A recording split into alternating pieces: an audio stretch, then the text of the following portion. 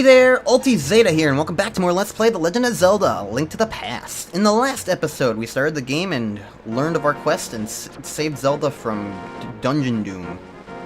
And in this episode, we're gonna make our way over to Eastern Palace if I can remember how to navigate this part of the overworld. Ow. Get out of my way, please. Thank you. Goodbye.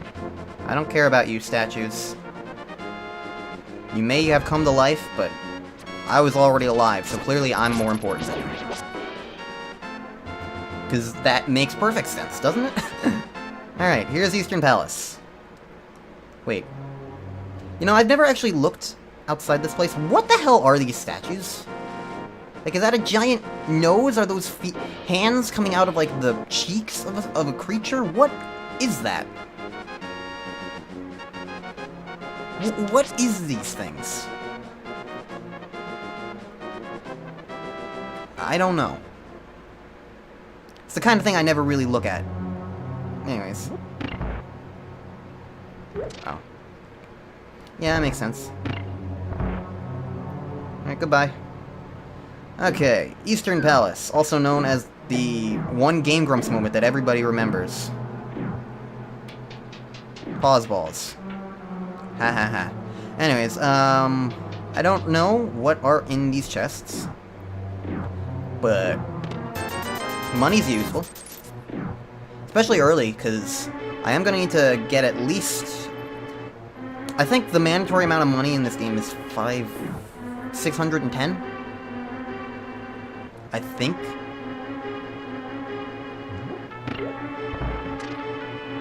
I believe, at least.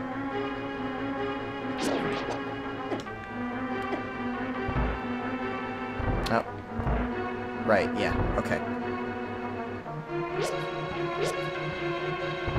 Right. Yes. Are there any hearts in here? Guess not. Okay. What are you? The map. Okay.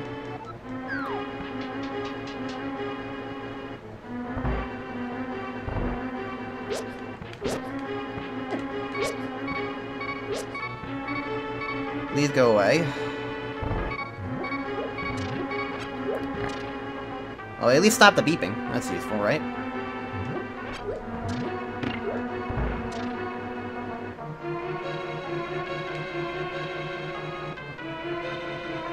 Okay.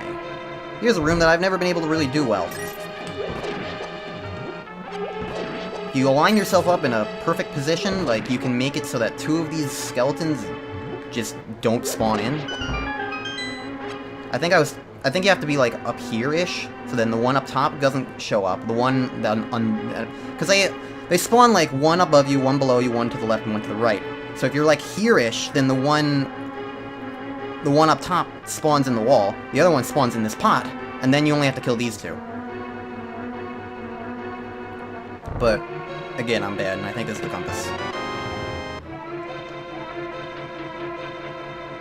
So, yee!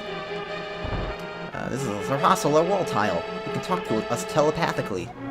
Here's a hint. You can use a treasure hidden in this palace to defeat armored foes. Yay. There are fairies if you drop down in here. So, that'll be useful if I'm dying later.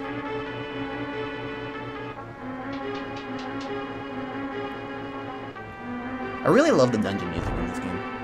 The music in this game is really iconic, all things considered.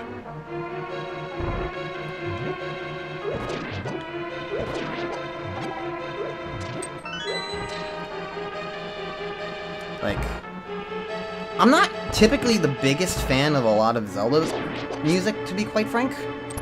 Like, I like Zelda's music, but not, like... I don't think every game is a amazing time, and a lot of it is a bit too atmospheric for my tastes, especially in the later games. But this game is just absolutely perfect. Also, you don't need to kill all the enemies, you can just damage boost it if you really want to. Haha, speedrun tricks. Anyways, we got the big key from that chest. If you kill all the enemies, then those spinny dudes, they start going flying. They no longer guard the switch. But I don't have time for that. I've got things to do and places to be.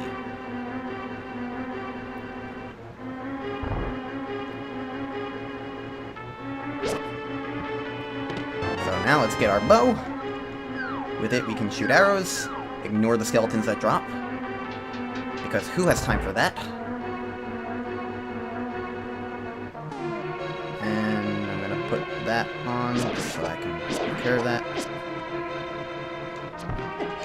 Oh, I shot too early, oh no.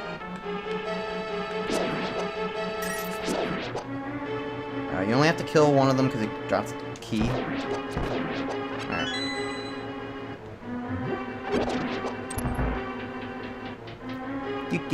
Do.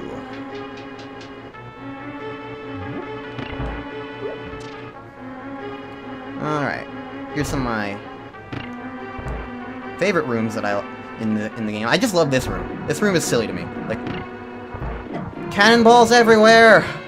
I don't know, I just find that amusing.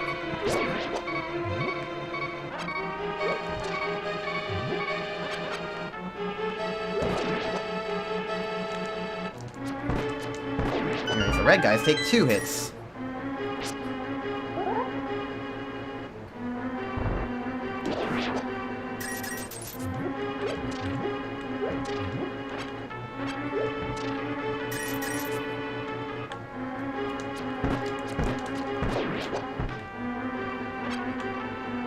Up. Thank you. Alright. And I can fill up here, and here's the boss. The Armos Knights! I can't do the quick kill on these guys. But I sure as hen can shoot arrows into them. There's a specific place you can stand to make and like react to these guys to make it much easier to go by quicker, but like I don't know it. Last one turns red and angry and stuff. You can just shoot him. Nothing different happens, and there we go. Armos Knights. Yay! See, what did I tell you? Dungeons are, at least the early ones especially, are not going to be the worst. Because I know what I'm doing to a certain extent. You saw how I charged up that wind-up spinny attack because I knew all those guys were coming, and I kind of knew that's what you kind of do in that room to get rid of all those enemies quickly. Like, these are the things that I know and I'm aware of, and it will certainly help this playthrough go by better and quicker, and maybe even teach some of you guys something. Who knows? I'll pass down my spotty speedrun knowledge. My very bad speedrun knowledge. Anyways, talk to Sahasrara when we have the Pendant of Courage. There, 3 or 4 generations ago, an order of knights protected the royalty of Hylia. These knights of Hyrule were guardians of the Pendant of Courage. Fortunately, most of them were destroyed in the Great War against evil that took place when the 7 Wise Men created their seal. Among the descendants of the Knights of Hyrule, a hero must appear. I see. Link, I believe you. You should get the remaining pendants. And carry this with you. This is a treasure passed down by the families of the Wise Men. I want you to have it. We have the boots. He gives you the Pegasus shoes. Now you can execute a devastating dash attack. So now we can run. And it is the most useful power in the game. Yeah. So hold the A button down and we go whoosh.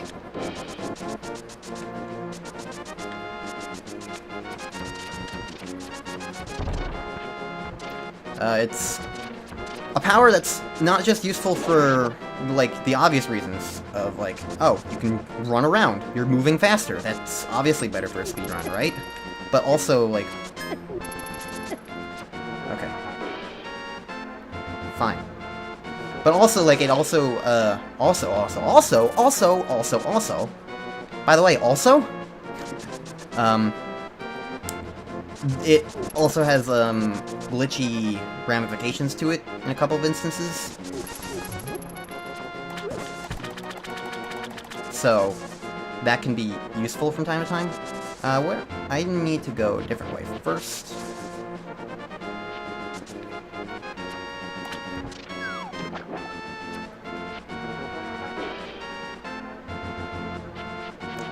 I'm going the complete wrong way, actually. I need to go to the library first before I do anything else.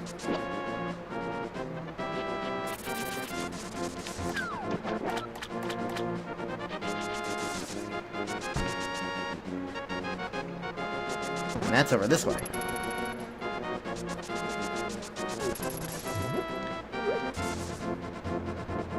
Because we need to be able to read. Reading is a fundamental skill for any new upcoming hero. Now that we can read, we go over here and up to the library. In the library, on the top shelf, there's a book. And if we crash into the wall,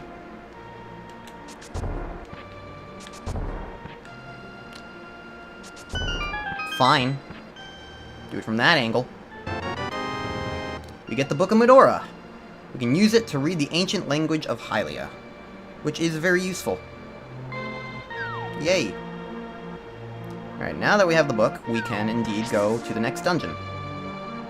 That's pretty much the only mandatory thing, I believe, before the next dungeon, though I will go grab a couple of extra side things in the meantime, I think. Should I? Maybe not.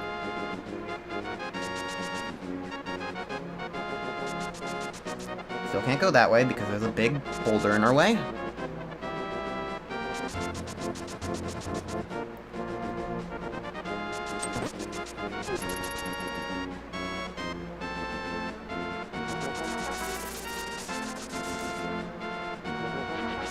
So instead,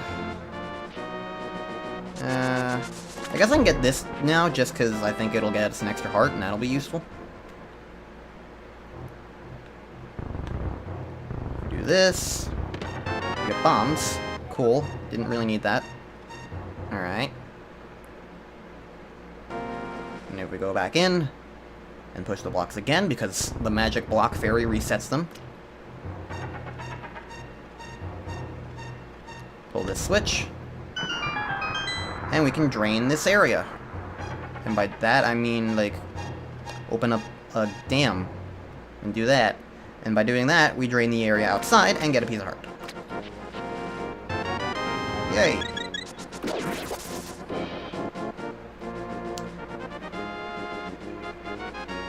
The guy there, he's useful, but only later. For right now, we can't do anything with him. Instead, we'll go this way. And up here, the cave.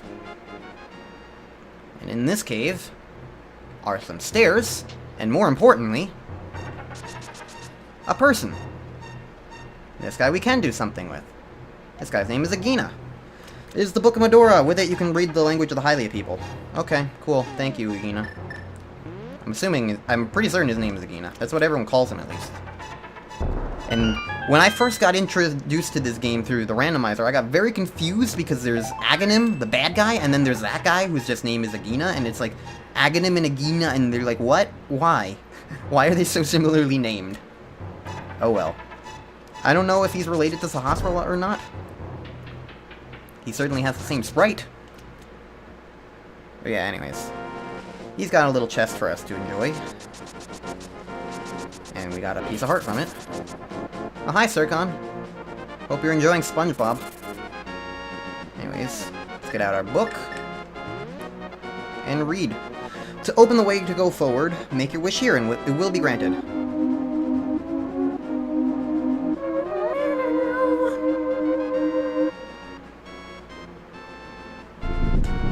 And now, these giant things do a loop-de-loop. And block the way out. Oh no. Our wish was to become trapped, apparently.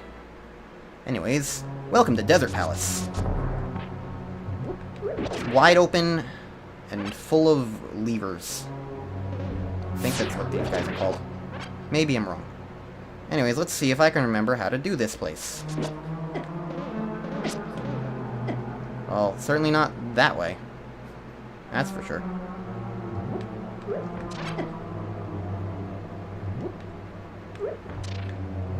Okay, I'm having problems.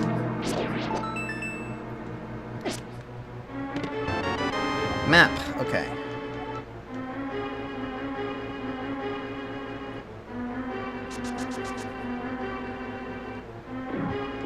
Now, the thing is, once again, I know the rooms of this area, But I'm not exactly sure on the exact order. I need a key first. Alright.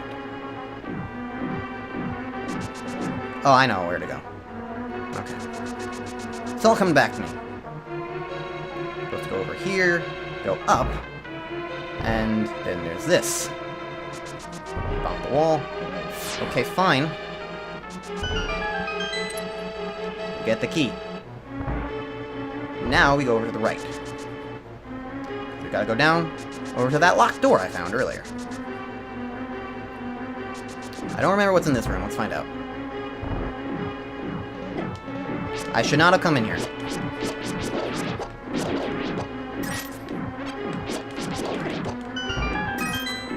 Sometimes the dungeons have rooms like this. Maybe I should just ignore the rooms that I know that speedruns don't go into. Because they do things like that, and I'm like, I don't care, and I don't want to do this. Alright.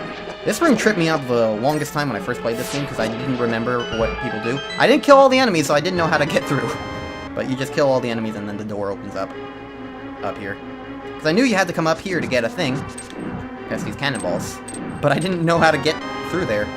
I didn't remember what the speedrun did. I didn't remember what the randomizer did. Anyways, we have the big key now. Something I should mention about the big key is that unlike with a lot of more modern Zelda games, the big key in this is specifically used to open the big treasure chest to get the dungeon item, as well as in all but one dungeon, it's also used to access the second half of the dungeon, basically. So, in that regard, it's a little more useful than it is in later games. And we have with the power glove. We have strength in both hands. So now with the glove, we can lift those boulders that I kept talking about. Don't get hit by Abimos. And now, we head down. Don't get hit by this. Okay, cool. No! I was too slow. My inner Sonic the Hedgehog would be disappointed. Anyways, now we leave. We're done in Desert Palace. No, it actually has a back half to it, which we can only access by lifting the boulders, which we now have the power glove for. So, yay. Go at me. Yeah. Alright. Here we have our first instance of tile rooms, but we don't need to do anything with them. Haha. It's basically like the end of Shovel Knight.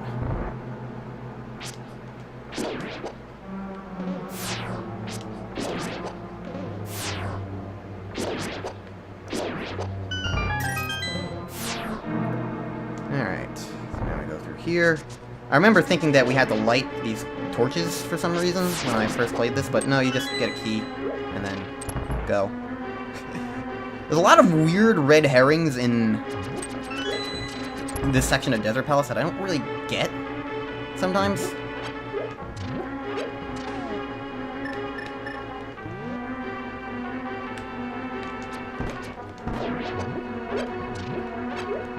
Also, one thing I should probably mention is that the bluish-green Armai, you can just slash at them to kill them, but the red ones specifically need the bow and arrow to kill. Oh, we're at the boss already. Alright, well. Meet the land molas! I'm not good at fighting them, but they're here. They take a couple of arrows to shoot to kill each, and they shoot boulders in directions when they pop out of the ground. You don't really need to worry about depth perception, you just need to make sure that you hit the head. And when there's only one left, they shoot it shoots more boulders. I don't know the timing of this, wow. Alright, let's try sword then.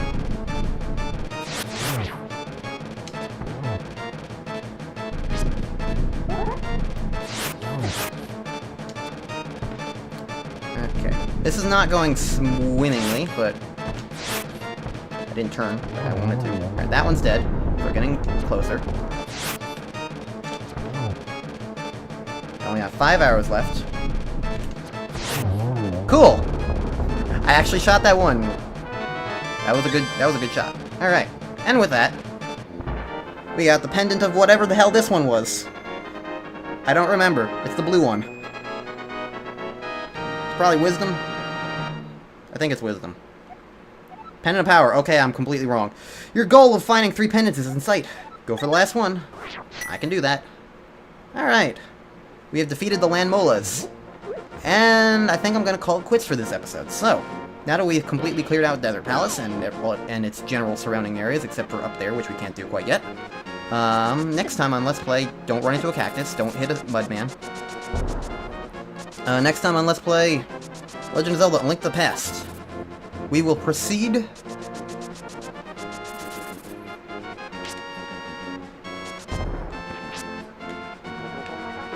and also go in this hole. See you guys then.